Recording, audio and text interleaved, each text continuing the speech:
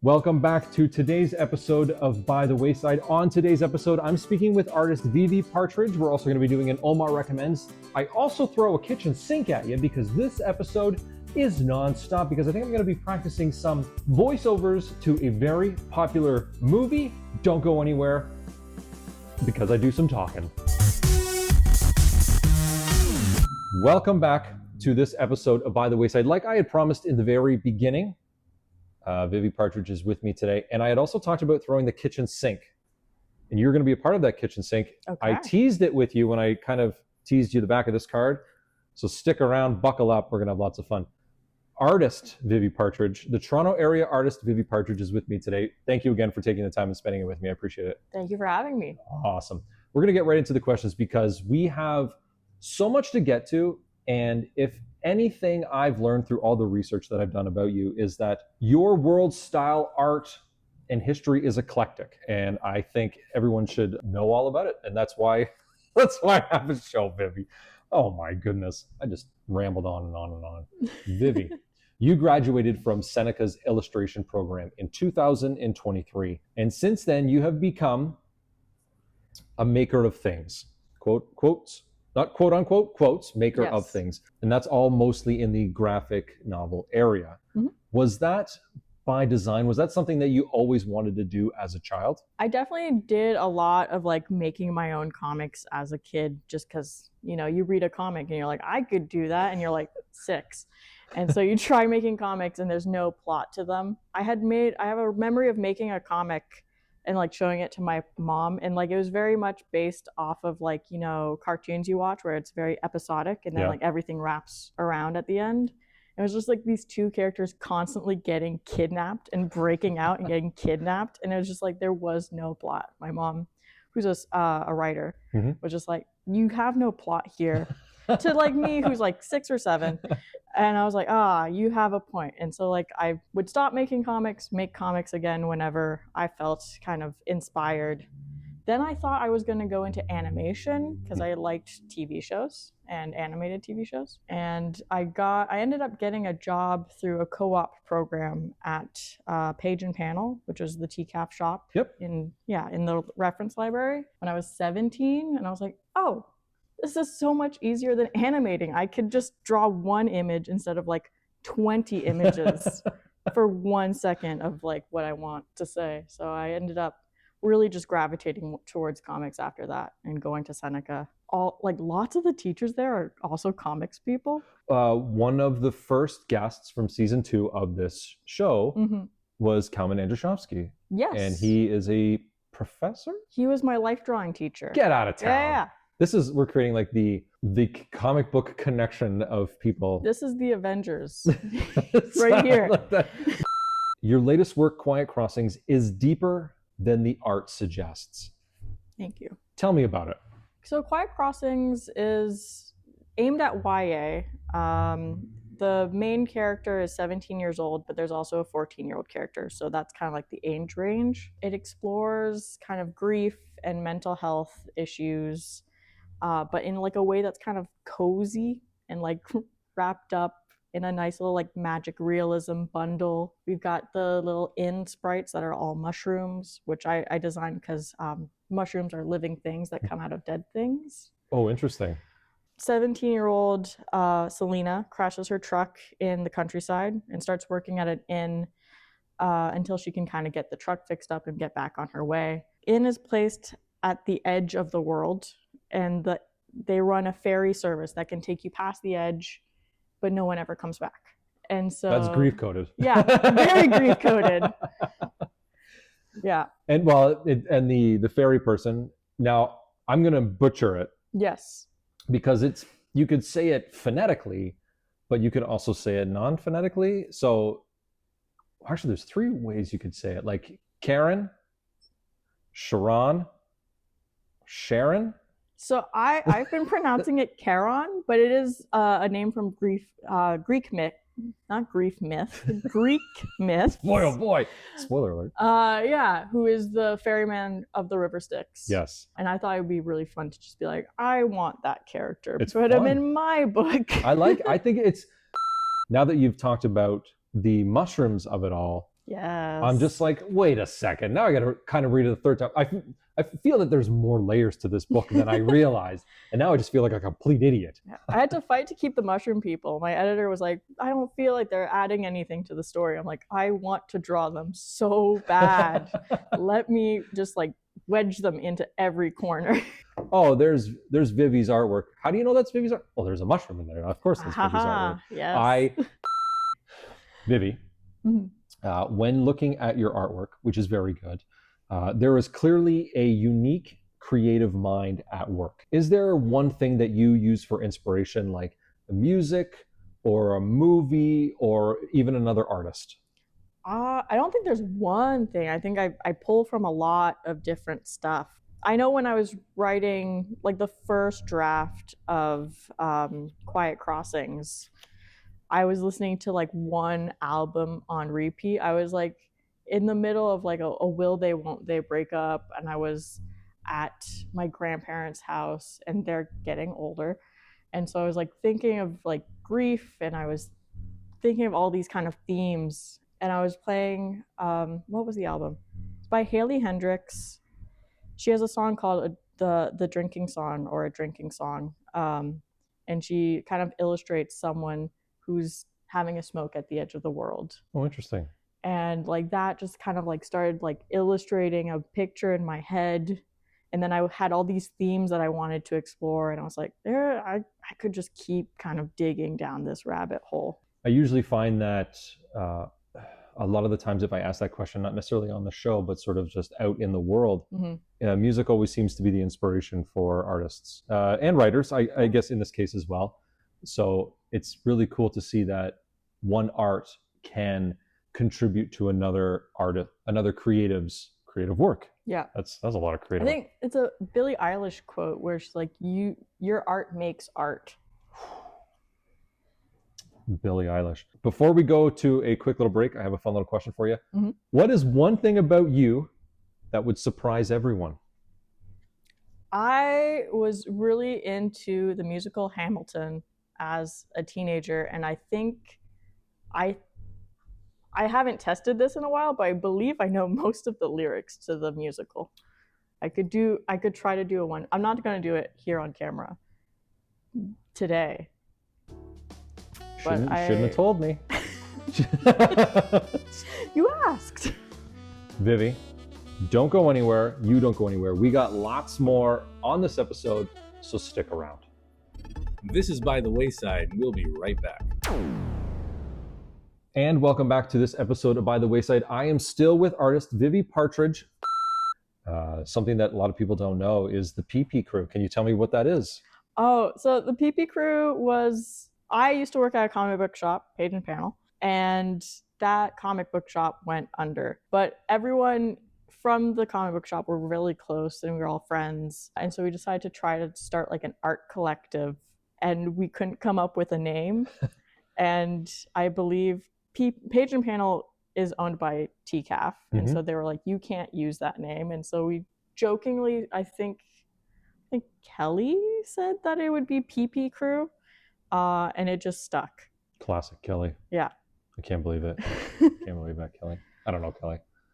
Kelly does great zine work. Well, since you mentioned zine, let's get right into some more zine-related questions.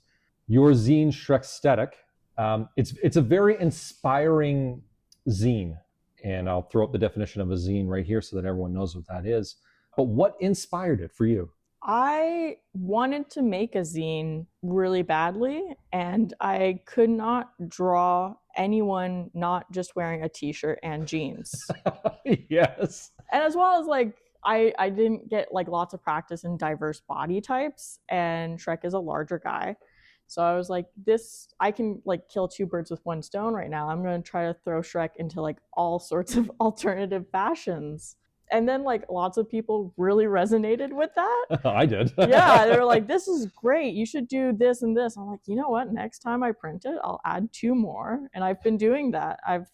I just sold out of printing number 3. So printing number 4, I'll add like 2 more. Eventually fashions. You're going to have like an encyclopedia of Shrekstaticry. Yes. Can't steal it. That's mine, by the way. Okay, well. Sorry, unless you pay me lots and lots and lots of money. 10 Wow. cents for every copy sold. I was Making gonna deals. say, like, the price of Shrek Static's gonna go way up. Whew. 10 cents every copy. I think that's what we should do. Which do you prefer doing artwork for, or in terms of analog or digital? I think it really depends on the project. If I'm doing a comic, I would rather do analog because just being like I work on my iPad, and being on my iPad, I can so easily just turn off the drawing app and go on Instagram. Mm-hmm. And it's such a distraction to me. So analog really kind of like lets me focus and get into like more of a flow state with it. Yeah, so like I'll use digital to draw a sticker design. That's fun. That I can do, and it's very small, and then it's like immediate gratification from like just sending it to like the sticker printers. I guess you could say that's interesting that you talk about instant gratification, because I never considered the idea that digital artwork can create such a quick dopamine hit. You know, you want to draw a quick sketch of Ghost Rider, first character that popped into my head, and then go, oh, this is great. I can create a sticker out of it. And you just go, yeah. boom, You can create a send it sticker. off. You could make it a mug. Like there's printing places. I'll just put it on anything. Whereas, you know, you take your, you take your cardstock, you draw it, and you go, oh, like that's a really good piece. You got to color it, and then, oh, well, now I want to put it on a mug. So then there's all those other steps and of you have to scanning it, yeah, and preparing it for. Yeah, I never thought about I never thought about the idea that there was more to digital artwork than just ease. Like it's just easier to do sometimes. There's just more of that satisfactory. Oh yeah, oh yeah, that's so good. Draw me some artwork. Yeah, I like that. Yeah, there is, and also like every artist is different. Some digital artists will spend like weeks on one piece. I just use it when I just want to throw a color on a thing really quickly. Yeah, makes sense. What works for one family doesn't work for the other, so that makes it makes total. 100%. I am on board 100%. I had another question for you. Speaking of zines, in the past, you've done zine workshops for children. What's the driving force behind that? So I still do zine workshops for children, and the driving force is that it's really fun. Now, is it fun for you, or is it fun to interact and see where it can go from the mind of someone that's learning about it? I think both. Like so I teach like how to do like an 8-page folded zine. So like you take one piece of paper and you fold it and you cut it, and then you have like a little 8-page book. And kids come up with like the funniest ideas for zines. I'm like, oh, that's so genius. I wish I had thought of that. As well as like just teaching kids like you can make a book. No one's stopping you. Yeah. You get to publish whatever you want. Put it in a little free library. There's a lot of power to that. When a creative individual is told that they don't need someone else to do something, there's power in that. And I think when it even comes down to independent publishing, a lot of people in the past, like in the last 25 years, I mean, that's a fairly big chunk of time, but That's my whole lifespan. Well, I'll be 45 soon, Vivi, so it's half my life. Okay. When you were born, making an independent comic was extremely difficult. Yeah. You know, technology hadn't caught up. Printing presses, it just didn't exist. On-demand printing didn't exist. And back then there was almost a gatekeeping aspect to creating independent comic books. Nowadays, you can do it yourself. Not just you yourself, but anybody watching right now can create a book. They can create a comic book. They can create artwork, print book, lithograph book. They can do anything they want because technology. And they should. I agree 100%. Yeah. So when an adult tells a child, you can do this, it's very important. And I see the value in what you're doing. And I think it's very important as well. I have a 15-year-old daughter. She just turned 15. I have a 15-year-old daughter who gets told that very same thing every single day, because it's important to know that stuff was gatekept for years and years and years. That doesn't exist anymore. You can be creative in any way. Technology has finally caught up to creatives. And I think that's really important, especially what you're doing. Paper and pen. Paper, pen, that's all you need. I agree. Yeah, paper, pen, and an idea. And when kids are unencumbered by society, when they're unencumbered by growing up, kids, their minds are sponges, so they do come up. They just like that old TV show, kids say the darndest things, and I think they do. Kids come up with the darndest things, and I applaud what you're doing. I think it's really important to stimulate and to. So what am I? Also, kids love comics. Kids love comics. Also, I don't know what the word is for this. Sure. Yes, that sounds like a good word for it. Okay. But kids love comics. So if you say like we're doing a comic workshop, a whole bunch of kids are gonna just show up and they're just gonna be like, cool, how we do this? I'm like, you know your favorite comic? You can just make that. Yes, I love it. Yeah. Vivi, I can't thank you enough for taking the time to come to Wayside Comics and Cocktails and tell me about your story, tell me about your work, and a little bit more insight into who you are. I really appreciate it. Oh, again, my pleasure to be here. This is such a nice store. Like I'm not being paid to say this. You guys should come here. It's really pretty. I gave her water. So yeah, I'm tipsy off the water. Stick around because we have a little bit more left in this episode, and it is going to be the surprise that I did not tell Vivi about. And don't go anywhere. We got lots more coming up after this. Welcome back to this episode of By the Wayside. Usually in an episode, I do some goofy thing and it's all my own. Not this time, because I found out a few interesting things about guest artist Vivi Partridge that I think is important to bring to the table. And you had talked about how you could, quote, sing, dance the whole Hamilton play. I don't have the ensemble for the dancing part. Vivi, what if I told you that I could also do it? No, I've never heard one song. I don't know anything about it. I really don't know anything about it. I was gonna say, like, this, we could team up. This could be pretty awesome. I'll see what I can do. Vivi, in the past, I know that you had told me off camera that you got to see the Richard Reyes episode where he did the amazing voice impression of Peter Cullen as Optimus Prime. Yeah. I also found out through the course of this episode and your time here at Wayside Comics and Cocktails that your mother has done some voice work, which is very fun because what we're going to do is we're going to do a voice off, and it's not in a way that you might think is bad or good, but more so I'm going to name a voice. Mm-hmm. I'm going to ask you to do it, and then I will do it as well. Okay. But it's important that the characters, the 1, 2, 3, 4, 5, 6, 7 characters that I have listed here, they are all from a very fun movie that came out in 2001. That movie is Shrek. And in the year of our Lord, 2004, one of the greatest animated sequels, Shrek 2. I'm going to ask you to pick one number between 1 and 7. Just keep talking amongst yourselves. I'm like trying to play the movie in my head to like hear all the voices again. This is going to be good. Okay. You had just told me that you are only a quarter of a century old. Yes. I was 24 when Shrek 2 came out. So you were the perfect age for it. So every time you say a number between 1 and 7, I will choose 1, 2, 3. Don't look 4, 5, 6, 7. And then we will both do that voice, and we'll go from there. So 1, 2, 3, 4, 5, 6, 7. You get to pick. 4. 4 is Prince Charming, as played by Rupert Everett. He's also the villain in the 3rd movie.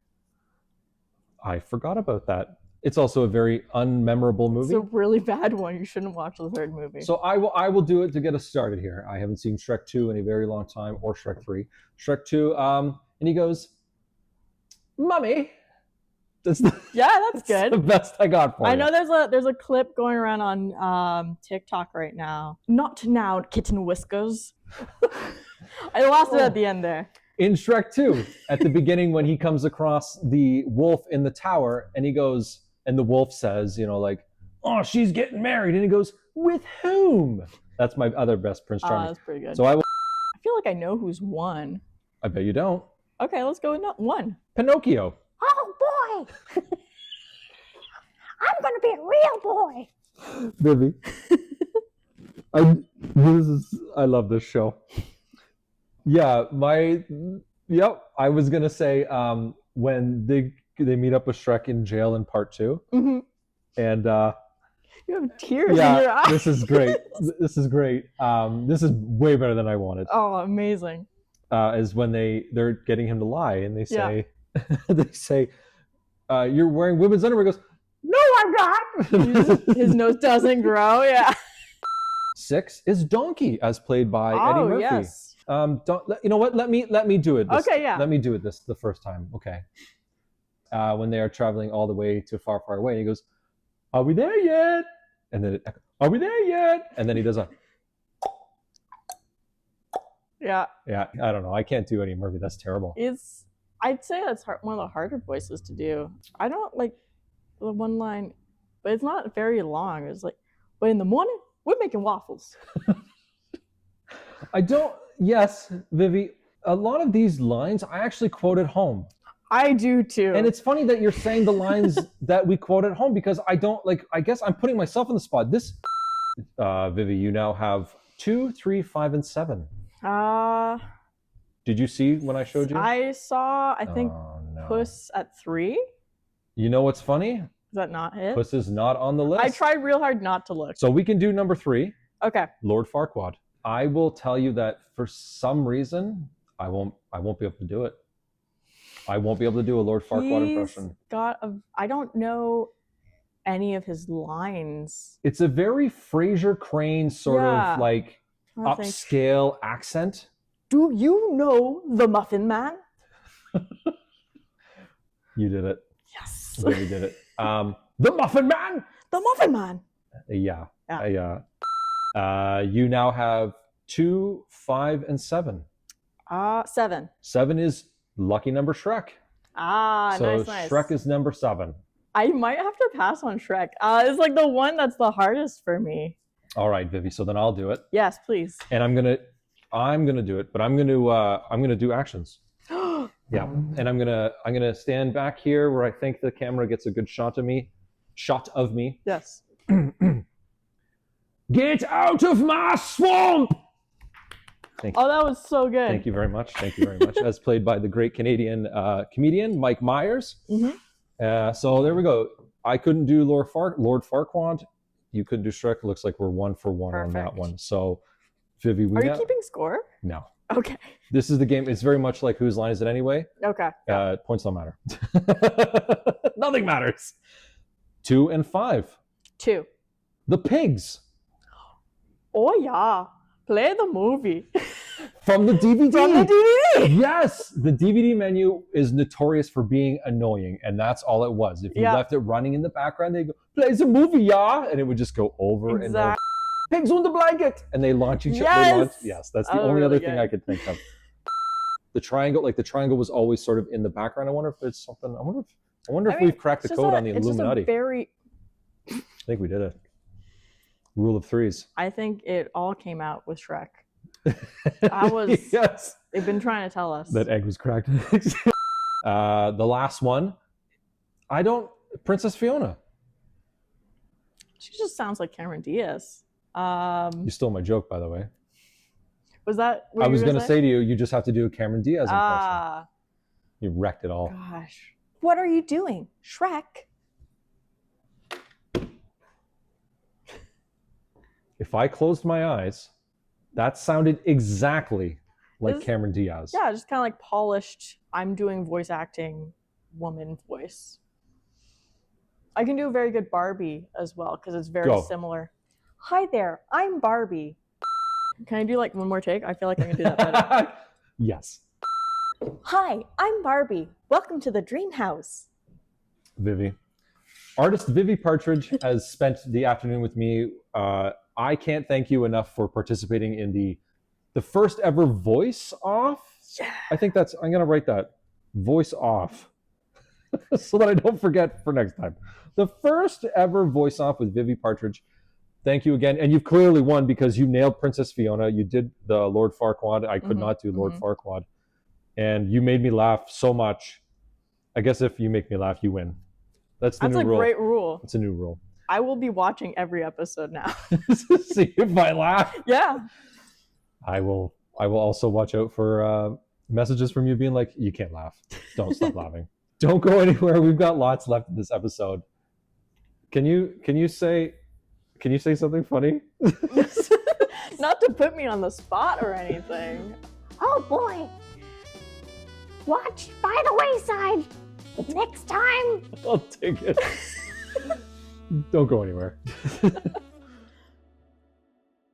Welcome back to this episode of By the Wayside, and it almost feels like we haven't done an Omar Recommends at the table in a long time, but that's what we're doing today. We're going back to the original ways. Omar is around. Omar, do you have something to recommend today? Oh, hey guys. I didn't see you there. It's good acting. How you doing, Jordan? I'm all right, and you? I'm doing all right. You Awesome. know, it's time. Usually these things happen at the end of the shows. It's time to recommend something. Yeah. I worked really hard on that, guys. Took me like about all of 15 seconds. Really, really hard 15 seconds. You're a creative genius, and if anybody knows that the mission statement of the show This is a mandate right here. That's what this segment is. Really. every 2 weeks. It's one solid Yeah. mandate. Yeah. You know what? I recommend it. We should just do like okay, hold on. I'm getting ahead of myself.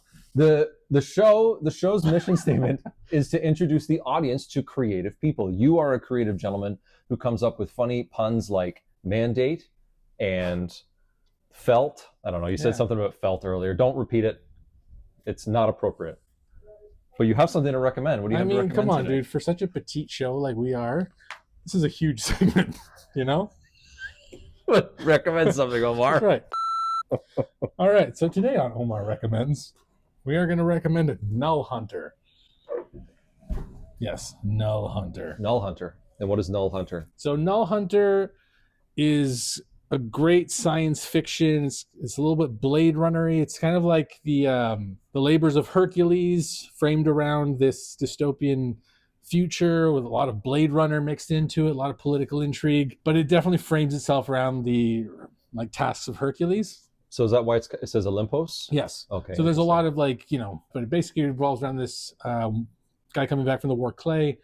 He goes to work for his father, who's just he runs a big like space corporation. It's got that like 80s sci-fi vibe, a Nice. dirty 80s sci-fi. Like Alien. And it's really well done and it's really well executed.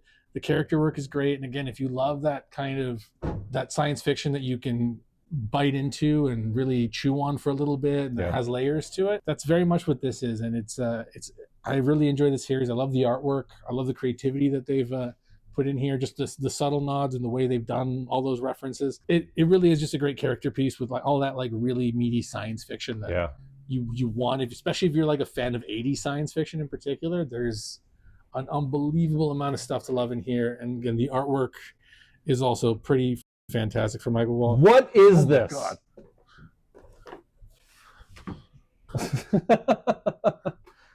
What is going on? I don't know. Who's this guy? I don't know what to do now. What does Jordan recommend? This is supposed to be a TV show. What is happening down here? What is happening here? I mean, obviously, someone's got a case of the Muppets.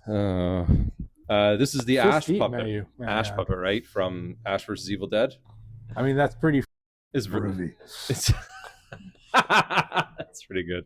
I can't say enough good things about it, but like all comic books, you have to read them to experience them. So please go to your local LCS, pick up a copy of NullHunter, come to Wayside Comics and Cocktails. We got copies. Okay, stick around. We got lots more in this episode. Thanks, Omar. When we throw Jordan for a loop, it means that we'll catch you by the wayside. Bye. Tear it up with NullHunter. This is the last episode ever.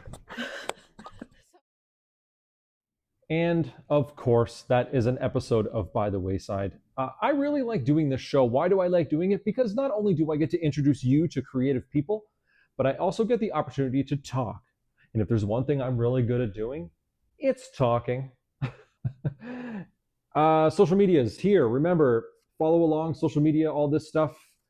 Send to your friends, send to your family, like, subscribe, tell your enemies, tell your parliaments of state. Is that a thing? I don't know what that is. So anyway, any one of these things that you see pop up on the screen, I would love it if you went over and showed your support by following it, liking it, sharing it with someone. Let's go back to this angle here. Boom. I had a lot of fun on today's episode of By the Wayside. If you're looking for more adventures, I would encourage you to, let's do this again. Go to the website. It's here, right? Right here. Waysideshow.com is where you're going to find all of the past episodes of this show. Let's go back here. Maybe I'll throw it up here. Waysideshow.com right here. I do the editing. I can do that. It is a chilly day here at Wayside Comics and Cocktails. I'm wearing my Mickey Mouse sweater. I think it's really important that my hands are freezing cold. I think I'm just going to end the show. Stick around for... Nope, don't stick around. It's too cold for me to even function today. I'm your host, Jordan Middlebrook. I didn't write this down. Usually when I don't write things down, things get a little haywire. I will catch you by the wayside.